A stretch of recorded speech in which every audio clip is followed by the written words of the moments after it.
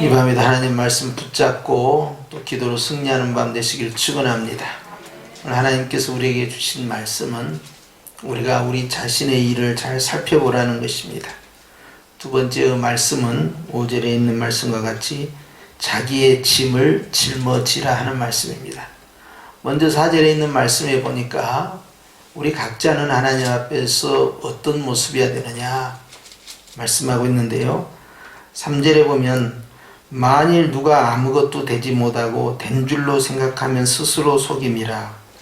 따라서 각각 자기의 일을 살피라 그랬어요.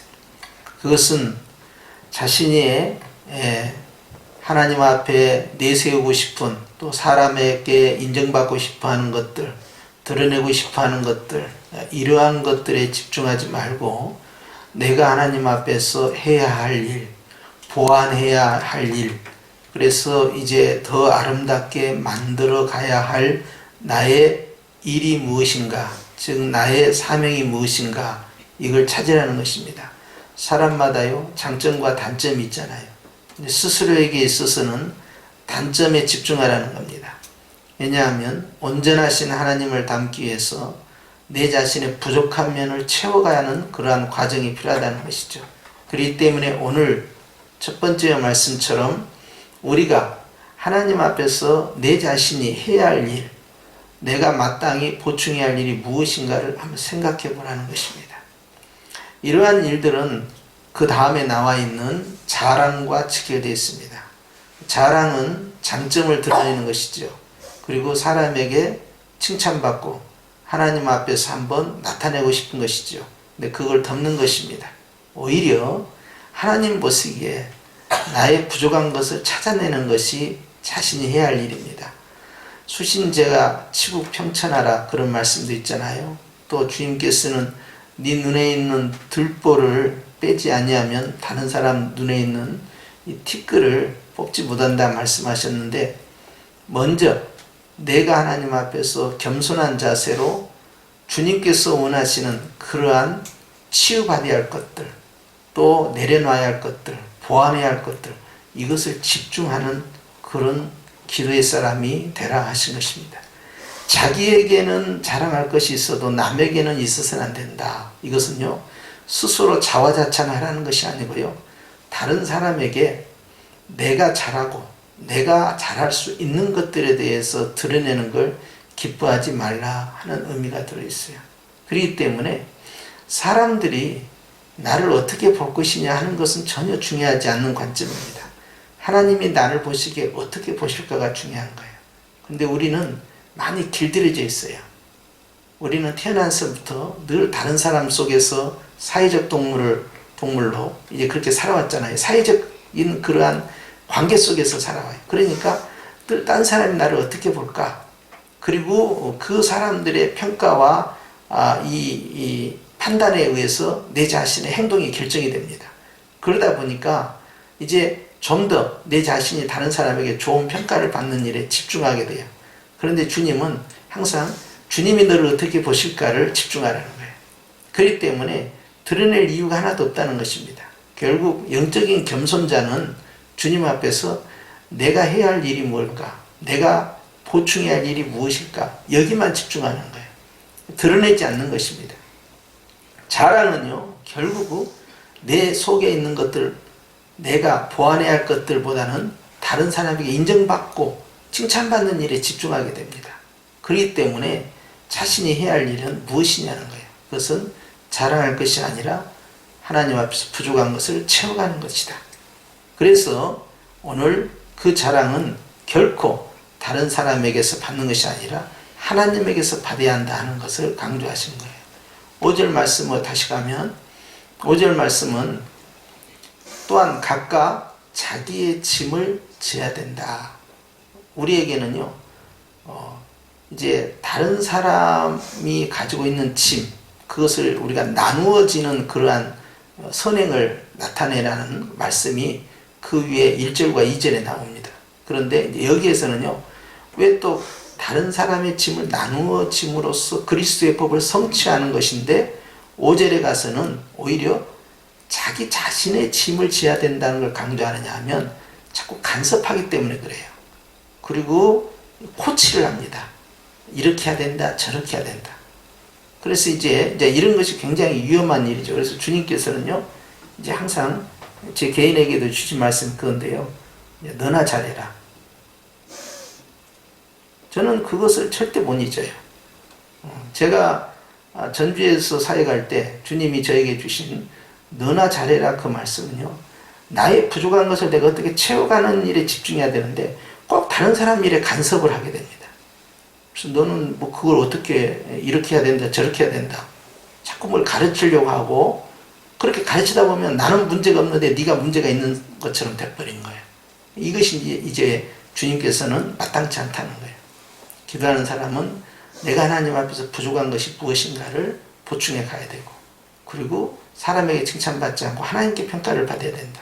그렇기 때문에 네 자신이 문제점, 보완해야 할 점, 네 자신이 하나님 앞에서 해결받아야 할 것들을 네가 짐을 지고 이걸 가야 된다. 이런 의도를 말씀하신 거예요. 그래서 2절에 있는 다른 사람의 짐을 덜어주는 것은 그것은 섬김입니다.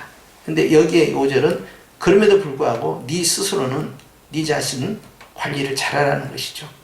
자신이 하나님 앞에서 짊어져야 할 짐들이 의외로 많다는 사실이에요. 그것은요, 남들은 알지 못하는 짐들입니다. 그것은 자기 내면의 짐들이에요. 근데 이 짐이요, 결코 가벼운 짐들이 아닙니다. 굉장히 무거운 짐들이에요. 그리고 남이 도와줄 수 없는 한계점이 있어요. 왜냐하면 그것은 하나님과 나와의 사이에서 결정돼야 할 것들이 많아요. 근데 그런 부분을 회피하게 되면 안 됩니다. 그래서 우리가 이제 기분 전환을 한다고 해서 이런 부분들이 없어진 게 아니거든요. 그렇기 때문에 주님 앞에서 철저히 주님, 내가 하나님 앞에 오늘 또 짐을 가지고 왔습니다. 나의 약점을 가지고 왔습니다. 나의 부족한 걸 있습니다. 이 짐들을 주님 앞에서 해결받기 원합니다. 그렇게 자신의 짐 가운데 집중하다 보면 다른 사람에 대해서 이제 지적질을 하는 것이 한계가 있는 거예요. 뭐 나도 문제가 많은데 내가 어떻게 남에 대해서 코치를 할 수 있을까? 코치를 못하는 것이죠. 이런 부분에 있어서 기도하는 사람은요, 자기 자신에게 자꾸 지적해야 돼요. 자학하라는 것이 아닙니다. 하나님 앞에서 온전한 사람이 되기 위해서 그리스도의 인격을 담기 위한 자기 자신에 대한 채찍질이 필요하다는 거예요. 그렇기 때문에 오늘 이 밤에 주신 말씀은 그겁니다. 내가 하나님 앞에서 주님의 일 진행할 사람들은 항상 자신의 일을 온전히 감당해야 한다. 그 자신의 일이라는 건 무엇이겠느냐? 남에게 드러내는 것이 아니라 하나님 앞에서 내가 마땅히 해야 할 것들, 특별히 내면의 아픔과 상처들, 또 부족한 것들을 보완해 나가는 그런 내면의 성찰, 그런 자아의 아름다운 인격 형성들, 그리스도의 마음을 품는 것들, 이런 부분들을 계속 해 나가야 돼요. 그래서 오늘 이 오전에는 말씀처럼 모든 사람은 다 그렇다는 거예요. 자신마다 다 짐이 있어요. 상처받은 짐도 있고요, 또 사명의 짐도 있고요, 어느 누구에게 말할 수 없는 인생의 고단한 짐들이 있습니다.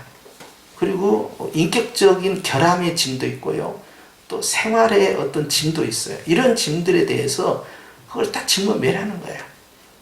이런 부분 없이 이제 자기 자신의 그런 부분에 집중력이 떨어지게 되면 결국 다른 사람에 대해서 자꾸 이야기하게 되고, 이렇게 해야 된다 저렇게 해야 된다 그래서 간섭을 하게 돼요.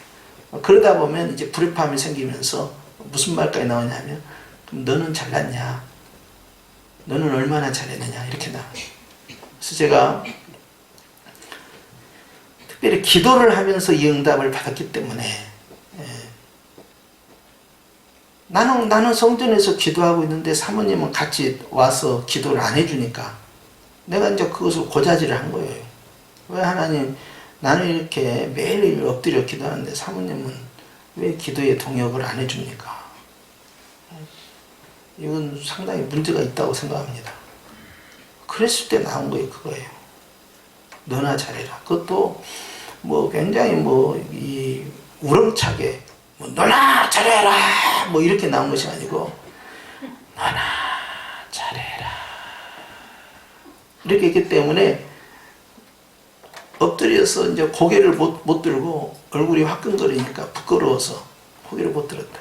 전에도 말씀드렸잖아요. 그것이 벌써 그 언제입니까? 벌써 수십 년 전 이야기 아니에요. 20년 넘었잖아요. 그런데 이제 그런 기억들이 너무 생생한 거예요. 그러니까 이제 지적질을 못하는 거예요. 아이들도 마찬가지였어요. 아이들 같은 경우도 이제 열심히 예배 참석하고 열심히 기도하고 막 거기 막 집중력을 가져서 이 청소년 때 은혜를 확 그냥 끌어당겨야 되는데 내가 보기에는 양이 안 차다 이 말이에요. 저렇게 해가지고 어떻게 나중에 큰일을 할 수 있을까? 그렇게 하면서 굉장히 못마땅하게 생각했다 이 말이에요. 그러나 주님이 너보다 낫다. 이 한 말씀에 다 내려놓은 거예요. 그냥. 그리고 그냥 묵묵히 그냥 축복 기도만 해주는 거예요. 이 시간까지 간섭하지 않고 그냥 그래 나보다 낫다 하니까 뭐 나보다 낫겠죠. 그렇게 하고 그러면서 부모의 권위를 가지고 그 권세로서 선포 기도만 해주고 하나님 앞에 축복해 주는 것이죠. 아이들을 위해서. 그러니까 자꾸 이제 내 심령이 상해버리고 나에게 문제가 많으면 자꾸 다른 사람 것이 보이는 거예요. 이게 남편 것이 보이고 아내 것이 보이고 자식 것이 보이고 그냥 부모 것이 다 상대방 것이 막 보이는 거예요. 보니까 왜 이렇게 지적질을 하느냐 하면 내 마음에 상처가 많고 내가 회복이 안 된 사람일수록 그게 더 강하게 일어나요. 근데 사실 주님께서는 우리가 원하시는 그게 아니라는 거예요. 다른 사람 앞에서 내가 해야 할 일이 있지 않느냐 그것을 살펴보고 그것에 집중해야 한다. 그래서 다른 사람 앞에서 네 자신이 칭찬받는 것이 아니라 하나님 앞에 인정받아야 되니까. 그렇기 때문에 네가 짊어져야 할 그 짐이 있지 않냐, 너의 그 약점, 부족한 면, 또 네가 감당해야 할 그런 넘어야 할 산들, 이런 것에 내 자신의 자아를 회복시키고 인격을 더 아름답게 만들고 심령 성전을 세워가는 그러한 일에 집중력을 가져야 된다. 그렇게 되니까 결국 나를 십자가에 못 박아 죽여버릴 수밖에 없는, 감정을 못 박아버리고 생각을 못 박아버리고 내 주장을 못 박아버리고 내 판단, 내가 상대에 대해서 내린 어떤 결론들, 이런 것들을 그냥 다 못 박아버리는 거죠. 죽은 자는 말이 없으니까. 그러니까 나의 부족함을 많이 깨달으면 깨달을수록 상대방에게 너그러워지더라고요. 내가 더 내려놓은 만큼 상대방에 대해서 내가 더 선한 마음과 눈으로 다가갈 수가 있겠구나.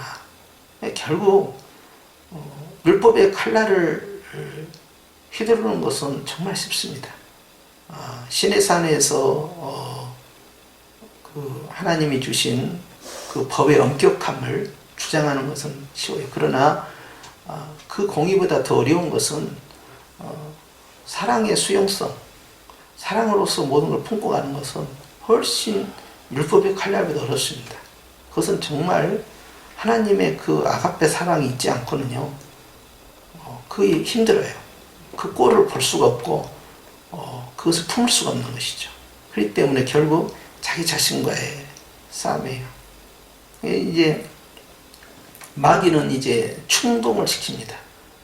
내 자신의 그런 연약함을 더 격동시키기 위해서 상대방들을 통하여서, 그리고 이제 정말 꼭 이건 지적해주고 싶고 야단도 치고 싶고 책망도 해주고 싶고 또 내 자신에 대해서 좀 내가 성공한 것이 있을 거 아니에요. 그동안 신앙생활 하면서나 믿음생활하면서 이런 것들을 막 이렇게 말해주면서 상대방에 어떤 영향력을 끼치고 싶어하는 그런 의도가 있다 이 말이에요. 그럴 때마다 이제 우리는 굉장히 조심해야 돼요. 사단은 그걸 통해서 우리가 이제 넘어지도록 만들어내는 거예요. 그래서 결국은 시험하는 자는 아주 굉장히 정서적으로 아주 교묘하게 접근해 들어옵니다. 어떻게 하면은 내 마음에 있는 그 상처는 감추고 상대방의 허물은 드러내고 또 내 자신에 있는 것들을 더 포장을 해서 이렇게 상품화시키고 드러내고 그리고 칭찬을 유도할 것이냐, 이런 것에 아주 본능적으로 움직이도록 그렇게 합니다. 그런데 주님께서는 인자가 온 것은 섬기기 위해서 왔다 하신 말씀은 이제 십자가의 죽음이죠. 그러니까 끝까지 예수님의 길을 따르는 사람들은 기도할 때마다 자신의 못난 자아를 계속 못 박는 거예요. 그리고 자랑할 것은 내가 훗날에 하나님 앞에서 자랑한다. 그렇게 하고 다 내려놓고, 그렇게 되면 상대방에 대해서 훨씬 부드러운 마음을 갖고요, 너그럽게 되고, 아직은 몰랐어. 그런데 나중에 때가 되면 그때는 알게 될 것이다. 그때까지 인내하고 기다려주는 거예요. 그리고 내가 그런 모습을 보여주면 따라옵니다. 이게. 그런데 그게 힘이 든 거예요. 그 기간이. 그러니까 이제 성격이 급하게 되잖아요. 그러게 되면 결국 말로서 지적하는데, 지적한 이 교육을, 훈육을 통해서 회복이 안 돼요. 치유가 안 됩니다. 오히려 보여주는 그런 사랑의 따뜻함, 그리고 이제 내가 앞서가면서 드러내는 그러한 그리스도의 성품, 이런 부분들이 사실 영향력을 강하게 줘요. 근데 이제 그런 부분에 있어서 오늘 주님이 우리에게 말씀하시는 거죠. 오늘 또 기도를 통해서 자신을 십자가에 못 박고 자랑할 것은 주님 앞에서 우리가 칭찬받는 것이지 사람은 아니다. 그렇기 때문에 내가 사람들 앞에서 칭찬받고 또 내 자신을 드러내고 또 다른 사람들 앞에서 내가 더 낫다라는 어떤 그러한 내 속에서 사단이 일으키는 충동적인 그런 감정들을, 그걸 잘 조정을 해야 됩니다. 그러면서 하나님 앞에서 주여 오늘도 예수님이 가시는 그 십자가의 길을 갑니다. 저를 인도해 주세요 하면서 계속 가는 거죠. 내가 달라진 만큼 내 배우자나 내 가족이나 내 주변 사람들이 바뀌어요. 내가 어느 정도까지 못 박아서 어느 정도의 영역까지 십자가에서 죽이느냐에 따라서 영향력이 달라집니다.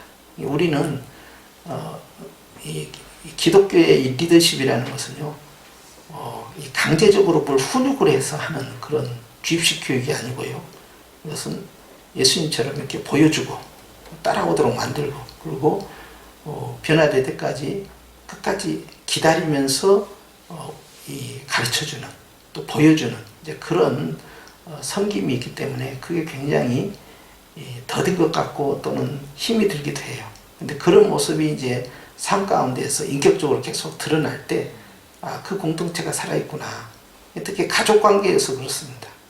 가족 관계에서 이게 부부지간이나 또 부모 자식 간의 신앙이 언밸런스가 됐을 때 안 따라와요. 그러면 이제 하나 되는데 굉장히 어렵거든요. 영적으로만 하나만 돼도 사실 살 것 같아요. 영적인 믿음이 하나가 되는 게 너무 어려워요. 그러면 이제 보다 못해서 이제 이 말 저 말이 나가기 시작하거든요. 그런데 참다 해서 그 말이 딱 나가게 되면 결국 얻은 것보다 잃은 것이 많습니다. 가족은 그렇게 힘들어요. 가족을 혼용하는 거. 애들이 어렸을 때나 그렇게 하는 것이지, 다 커버리면 애들도 되지 않고, 부부지간에 상대방에게 누가 그렇게 교육을 받으려고 결혼한 거 아니잖아요. 그렇기 때문에 이것이 또 굉장히 어렵습니다. 이제 혈기를 부리고 막 가정에서 불협화음이 일어나면 그거 피하기 위해서 임시방편을 할 망정 그렇게 하지 않는 거죠. 이런 것도 굉장히 우리가 주의해야 되겠고요. 특별히 주님께서 주신 말씀과 같이 각자의 짐은 각자가 짊어지고 있으면 자랑할 것이 전혀 없다. 그러니까 하나님 앞에서 내가 무엇을 자랑하겠느냐 하는 거예요. 다른 사람 앞에서 나도 온전하지 못한데 마치 다른 사람 앞에서 내가 온전한 사람인 것처럼 그렇게 내가 내 자신을 드러내는 것이 그것이 옳은 일이냐 하는 거예요. 뒤돌아보면 다 부끄러운 일이죠. 그런 것이 다 허망한 일이에요, 사실. 그래서 참 헛된 영화를 구하는구나 그런 생각도 많이 해요. 그래서 높고자 하는 자는 정말 낮아져야 되는데요. 이런 부분에 있어서 우리가 오늘 주님의 말씀처럼 주님은 지극히 낮은 자리에서 지극히 비참한 자세로 십자가에 죽으시면서 우리에게 가르쳐 주신 리더십이 바로 그거예요. 자기 자신을 향한 철저한 낮아짐과 섬김이다. 그렇게 해서 우리가 그 사랑 안에서 행할 때 성령 하나님께서 이제 나를 통하여서 영향력을 확산을 시키고요. 그 변화를 시작하십니다. 근데 일단 그 한 고비를 넘기게 되면요. 제일 행복한 사람은요. 내 자신이 돼요. 내가 살 것 같은 거예요. 그렇게 해서 내 자신이 주님 안에서 영적인 기쁨을 유지하게 되는 것입니다. 저는 오늘 여러분들이 기도하실 때 특별히 자신의 짐, 또 자신의 일, 이것을 짊어매고 또 살펴보면서 하나님 앞에서 기도로서 다시 한번 십자가 앞에 나아갈 수 있기를 주의 이름으로 축원합니다. 함께 기도드리겠습니다.